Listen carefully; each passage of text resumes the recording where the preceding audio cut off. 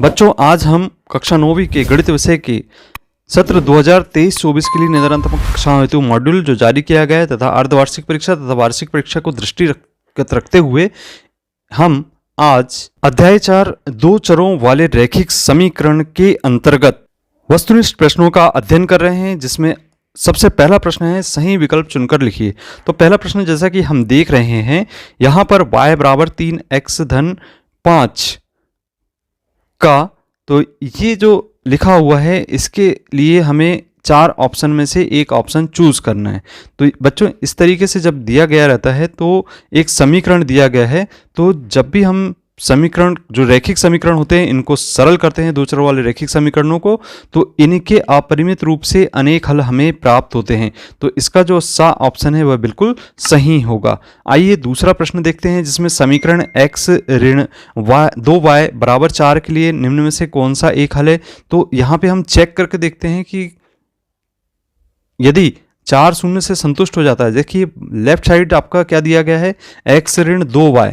यदि हम देखें तो x का मान 4 है और y का मान 0 है, तो यहाँ पे x के स्थान पे 4 रख दें और y के स्थान पे 0 रख दें, तो 4 ऋण 0 अर्थात यहाँ पे 4 प्राप्त हो रहा है। तो यहाँ पे हमें 4 मिल गया। इसका मतलब ये हुआ कि ये संतुष्ट हो जा रहा है, बराबर में 4 आपके यहाँ पे ज्ञात हो जा रहा है। तो पहला ही ऑप्शन इसका बिल्कुल सही होगा। तो पहला ऑप्शन आप यहाँ पे निशान लगाएंगे। इसके बाद नेक्स्ट है समीकरण y बराबर 1 का आलेख एक सरल रेखा है। आप देख रहे हैं कि y बराबर a का जब हम आलेख खींचते हैं तो x अक्ष के समानांतर हमें प्राप्त होता है, और यदि हमें x बराबर a का आलेख खींचते हैं तो वह y अक्ष के समानांतर प्राप्त होता है। तो बच्चों, ये था इसका आंसर। चौथा प्रश्न है समीकरण ax धन by धन c बराबर 0 के रूप में के समीकरण को हम कहते हैं। तो यहाँ पे जो कहा जाता है वो दो चरों वाला रैखिक समीकरण, क्योंकि x की जो चर हैं उसकी घात 1 हमें ज्ञात है। दोनों x और y के जो चरों की घात 1 है, इसलिए रैखिक समीकरण के नाम से इसे जाना जाता है। इसके बाद पांचवा प्रश्न है x बराबर 0 समीकरण है। तो x बराबर 0 जो समीकरण है वह स्थित होगा, वह y अक्ष पे स्थित होगा, और अगर y बराबर 0 प्राप्त होता है तो वह x अक्ष पर स्थित होता है। इस बात का आप ध्यान रखें। इसके बाद चलिए प्रश्न क्रमांक 2 है सही जोड़ी बनाइए। सही जोड़ी में आपको y अक्ष का समीकरण की बात कर रहे हैं। तो हमने अभी आपको थोड़ी देर पहले बताया कि इसका जो समीकरण है वो x बराबर 0 होगा। तृतीय चतुर्थांश में स्थित बिंदु, यहाँ पे आपका तृतीय चतुर्थांश में जो स्थित बिंदु होते हैं दोनों ऋणात्मक होते हैं, तो e के साथ इसका मेल कर दीजिए। इसके बाद y अक्ष के समांतर एक रेखा होती है, तो x बराबर a का आलेख होती है। x अक्ष का जो समीकरण होता है वह y बराबर 0 होता है। इसके बाद मूल बिंदु के जो निर्देशांक होते हैं वह 0 0 होते हैं, और अंत में दो चरों वाले रैखिक समीकरण का मानक रूप ये आपको दिखाई दे रहा है, ax धन by धन c बराबर 0 होगा। आइए प्रश्न क्रमांक 3 देखते हैं, जिसमें आप देख रहे हैं एक शब्द अथवा वाक्य में उत्तर देना है। 2x धन 3y बराबर 12 में कितने चर हैं। तो यहाँ पे हम देख रहे हैं कि x तथा y दो चर हैं, तो यहाँ पे हम लिखेंगे दो चर हैं x तथा y के रूप में। इसके बाद दूसरा प्रश्न है कि x धन 7 बराबर 0 में x की घात क्या है। तो आपको घात दिखाई दे रही है, x की घात यहाँ पे अगर कोई भी अंक नहीं लिखा तो इसका मतलब यह होगा कि इसकी घात 1 होगी। आइए तीसरा प्रश्न देखें, जिसमें एक समीकरण दिया गया है 2x की घात 2 धन 3x धन 4 बराबर 0 में x की अधिकतम घात। तो बच्चों, यहाँ पे आपको अधिकतम घात कितनी दिखाई दे रही है, x की घात 2 दिखाई दे रही, तो हम लिखेंगे यहाँ पे अधिकतम घात 2 है। चौथा प्रश्न है x ऋण 4 बराबर 0 में x का मान क्या होगा। तो पक्षांतर करके हम मान ज्ञात कर लेते हैं। x बराबर 4 का पक्षांतर करेंगे तो धन 4 प्राप्त हो जाएगा, तो इसका मतलब ये होगा कि x का मान 4 होगा। इसके बाद पांचवा प्रश्न है 3x बराबर 24 में x का मान ज्ञात कीजिए।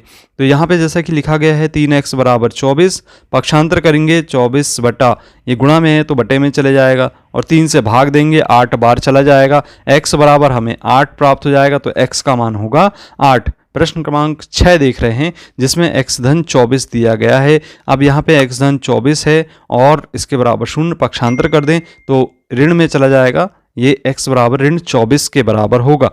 इस प्रकार से इसका ये हल होगा। प्रश्न क्रमांक 7 जैसा कि हम देख रहे हैं x बटा 3 बराबर 6 है, पक्षांतर कर दें 3 का गुणा में चला जाएगा तो 6 गुणित 3 होगा और 6 तिया हम जानते हैं कि 18 होता है, तो x का मान आपका 18 प्राप्त हो जाएगा। इसके बाद आइए 8वां प्रश्न देखें जिसमें x/3 लिखा हुआ है और बराबर 2/7, तो 3 का पक्षांतर कर दें आप, 2/7 ऊपर गुणा में चला जाएगा और इस प्रकार से 3 में 2 का गुणा होकर वह 6 हो जाएगा और इसे लिखेंगे 6/7।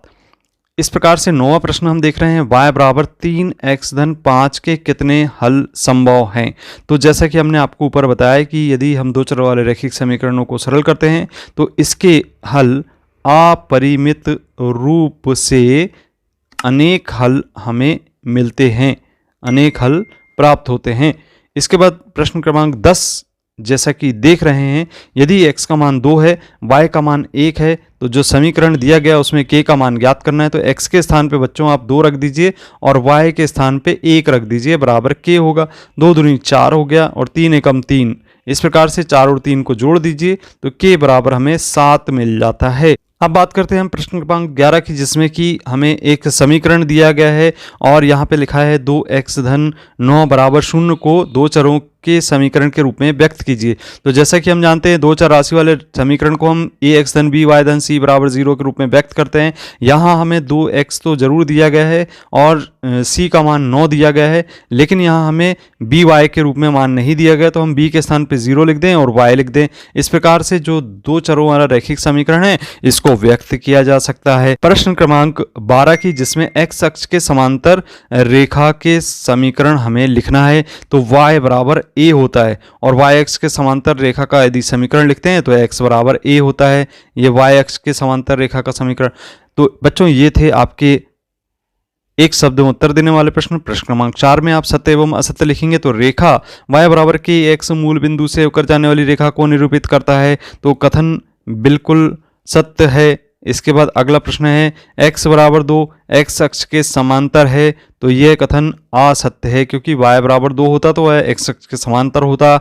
और यहाँ पे 2x-3y-4 बराबर 0 एक दो चरों वाले रैखिक समीकरण का उदाहरण है, तो बिल्कुल सत्य कथन है, क्योंकि ये दो चरों वाला रैखिक समीकरण है। x तथा y के रूप में दो चर स्थित है। इसके बाद प्रश्न क्रमांक 4 देख रहे हैं, x बराबर 0 x अक्ष का समीकरण है, तो कथन असत्य है, क्योंकि y बराबर 0 होता है x अक्ष का समीकरण। और यहाँ पे हम देख रहे हैं कि ऋण 2 शून्य y बराबर 2x-4 के संगत हल है, तो हम देख रहे हैं कि ये संतुष्ट हो जाता है। तो यदि हम देखें कि 2y बराबर 2x-4 लिखा हुआ है और यदि हम 2x का इधर पक्षांतर कर देते तो y बराबर ऋण 2x हो जाएगा और बराबर हम लिखेंगे 4। अब यहाँ पे x और y के मान रख दें, y का मान 0 रख दें और x का मान ऋण 2 रख दें, बराबर 4। तो ये ऋण में ऋण का गुणा हो गया, -4 मिल गया और 4 बराबर 4 प्राप्त हो गया। इसका मतलब ये संतुष्ट हो गया।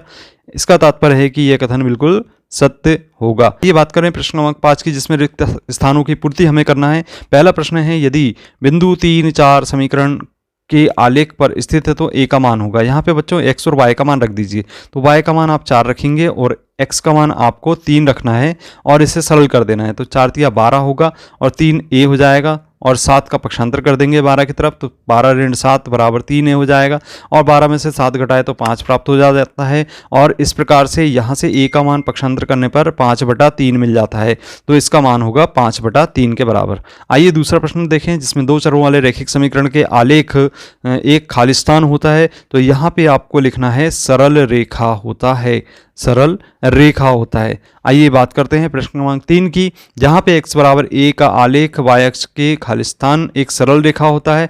तो यहाँ पे आप लिखेंगे समानांतर, समांतर, समांतर एक सरल रेखा होता है। अब बात करते हैं x बराबर 0 खालिस्तान का समीकरण है, तो ये y अक्ष का समीकरण है। x बराबर 0 y अक्ष का समीकरण। यदि y बराबर 0 पूछता तो आपको यहाँ पे लिखना था x अक्ष का समीकरण है। तो बच्चों ये थे आपके वैकल्पिक प्रश्न जो कि इस के अंतर्गत पूछे जा सकते हैं। तो वीडियो अगर पसंद आता है तो वीडियो को लाइक करें, अपने मित्रों को शेयर करें और यदि आपने अभी तक कंटेंट से जुड़े रहने के लिए चैनल को सब्सक्राइब नहीं किया तो सब्सक्राइब करें। मिलते हैं अगली वीडियो में, धन्यवाद।